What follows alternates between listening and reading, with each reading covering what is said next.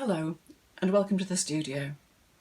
In this video I'm going to talk about drawing faces, paying particular attention to tonal value, chiaroscuro, my favourite Italian word meaning light and shade. And first of all I'd like to say a little bit about the difference between drawing a portrait and drawing a face, which I think it would be helpful to make a distinguishment between the two. I think if you sit down and think, I am going to draw a portrait, the expectation is set that there is going to be a likeness of the model, of the person who is sitting for the portrait, or the photograph of the person that you're drawing has to look like that person to be recognisable. But it might be more helpful to decide to draw a face and to use a photograph or a person as a model for that purpose, but not to worry at all about whether you get a likeness or not. I think likeness can be arrived at sometimes accidentally, or truly as a result of long years of practice. Maybe some people just have the knack for it, are very good at observing proportions and shapes and reading that extra thing that makes a portrait the person, rather than just a picture of the way they appear. So take that if that's helpful, and just decide to sit down and draw a face, not to worry about any likeness at all. It's a face, not a portrait. And I've picked a few works by artists that I admire to have a look at first. Here is Van Gogh's The Seamstress, where he's noticed her, or placed her, where there's a deep shadow along the front of her face. It's a profile picture of a face. So that deep shadow along the front of her face really shows the character of her profile, and the way she's got her concentrating chin on, tucked in as she's doing her sewing. All about shapes, the way the light falls that reveal the three-dimensional forms of the face. And you can see here at the back of her neck, shows up better there on the enlargement, that he's shaded in the background. So the background is some kind of pale coloured wall that she's been sitting near, but he's needed to imply that it's slightly darker than the back of her neck, to show up the back of her neck. So drawing with tonal value, it's important to compare each area of tone to the area that's next to it, as well as being aware of that there is a key from darkest to lightest. So with this drawing, this is the darkest area, that's the darkest part of the key, and this is the lightest area. And all the different shades or tones fall in between the darkest and the lightest. This is a portrait, this is a drawing of a face, a drawing of a person by David Hockney of Nicky Ray.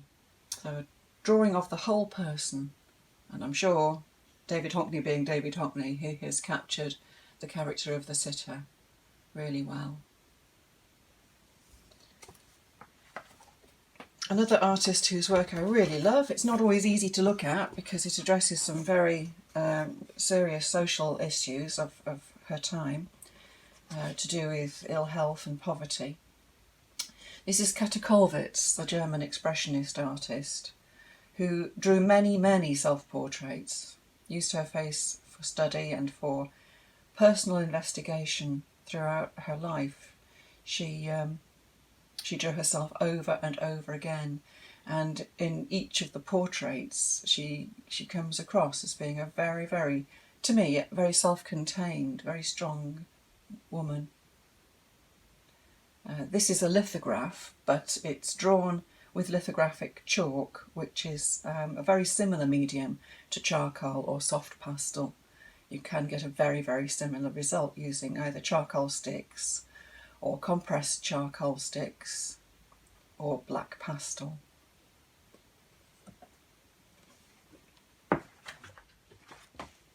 There's a product on the market that I've come across which looks really interesting, called liquid charcoal. So I looked it up online and found that it's extremely expensive. It comes in small tubes at about £20 per tube. So I decided I would experiment and see what happens when I grind down some charcoal, or some compressed charcoal, or some of this nitram charcoal. The liquid charcoal is made from nitram charcoal, which is a high quality charcoal stick, which is made by a process which it describes it as it maintains the cell structure of the wood, and it seems to be made out of cut strips of sheets of wood rather than from sticks, from twigs, which willow charcoal is made from baked twigs, so it's a natural and very variable product. I really like drawing with willow charcoal, and you can see when you look at the end the structure of the twigs. But this nitram charcoal, I don't know, they're quite secretive about the way it's made or what wood it's made out of, and it creates less dust, less mess on your hands, and is just different to draw with. That's the nitram charcoal.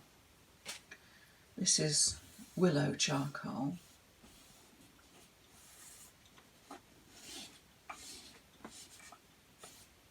It's a similar feel, but the nitram charcoal creates less dust apparently. I've not used it very much yet, but the liquid charcoal, they call it liquid charcoal, comes in a tube, is made by the same company that makes these sticks.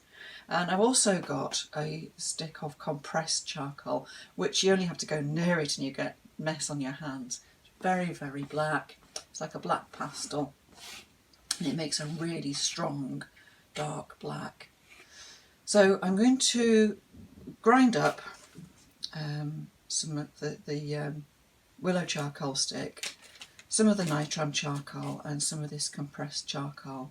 I'm going to add distilled water to each of those, and I'm going to then add a little bit of gum arabic, which is the plant gum used in watercolours to bind the pigment together to make it stick to the paper with watercolour, and see, then I can see whether I can erase the marks. Now I believe with the liquid charcoal you can paint with it, and when it's dry it doesn't erase, which I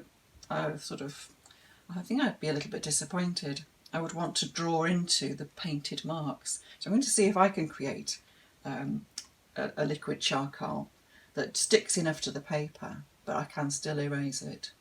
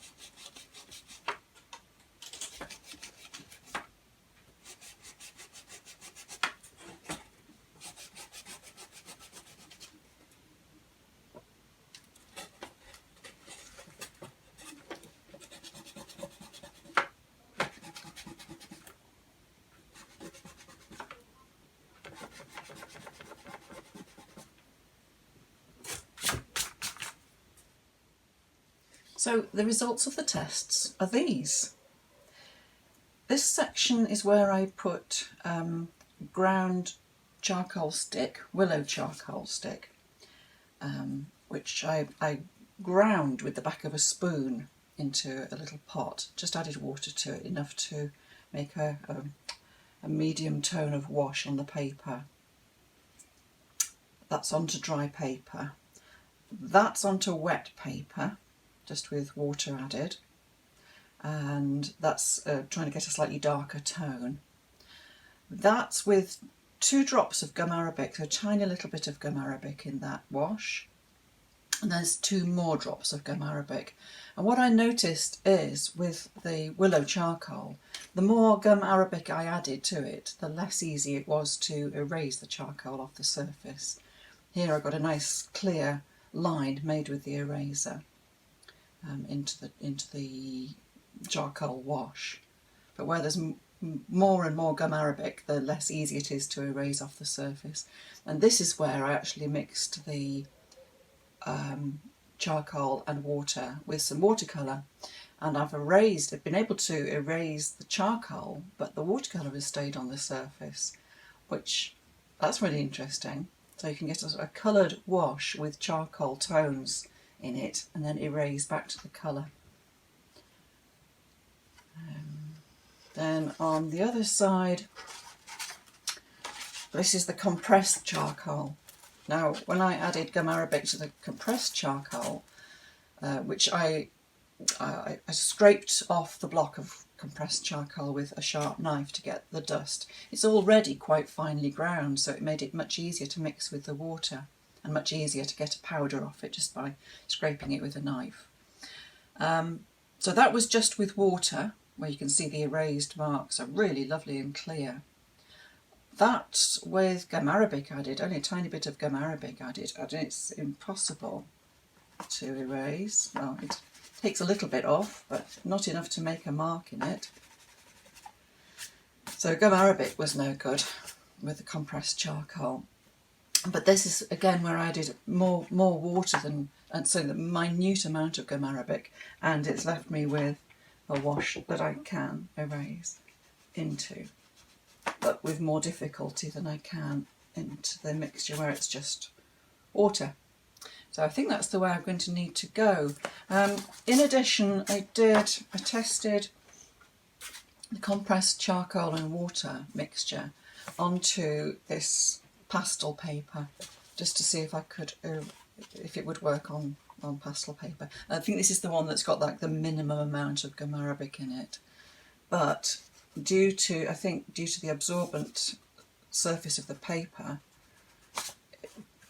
there's nothing really I can do with an eraser. I can't pull the charcoal off. So if I wanted any lighter passages on that, I would have to use white pastel or white chalk, which, you know, can make some really nice painted effects. And I could paint back into that with the liquid charcoal that I've made, or draw back into it with the sticks and get some really interesting and varied textures with the liquid washes and the drawn lines. And of course there's all sorts of possibilities of going over these with water and turning it sort of into paint on the surface of the paper, letting it dry and then working more into that with more drawing or more painting.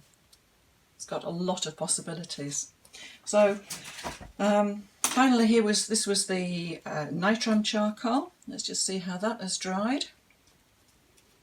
So I can erase the nitram charcoal, and that's just charcoal and water. Well, that sticks quite strongly to this paper. This is a cartridge paper, it's quite absorbent. So I should have said actually this is a smooth, a hot pressed watercolour paper. So that also makes a difference as to whether it's easy to erase it or not. So as usual, there are quite a few variables, and you should spend some time testing, mark making, all of those things that are recommended to do before you sit down and make a drawing.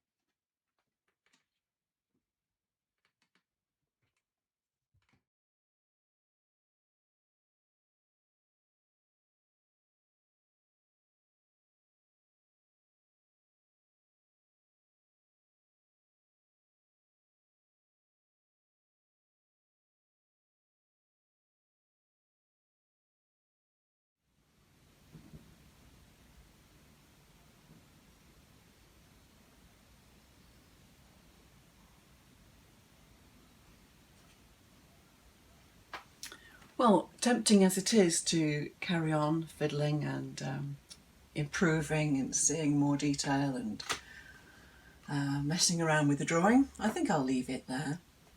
It was certainly an interesting exercise to do, to put out of my mind any aim to create a likeness and just draw shapes. And I think perhaps I have got some sort of likeness, maybe not photographic, but there is, I feel something about the way I feel in this drawing, which I suppose there should be. Anyway, my homage to Van Gogh's The Seamstress, modern version of A Woman at Work. I will put the whole unedited video on YouTube of me completing this drawing. There are just some snatches and a speeded up version of the drawing, so it doesn't take too long to watch in this video. But I will finish off with a few still pictures of drawings I've done for practice, of eyes, and people around me, familiar people, unfamiliar people, and also a few ideas that you might like to consider for this subject matter of faces.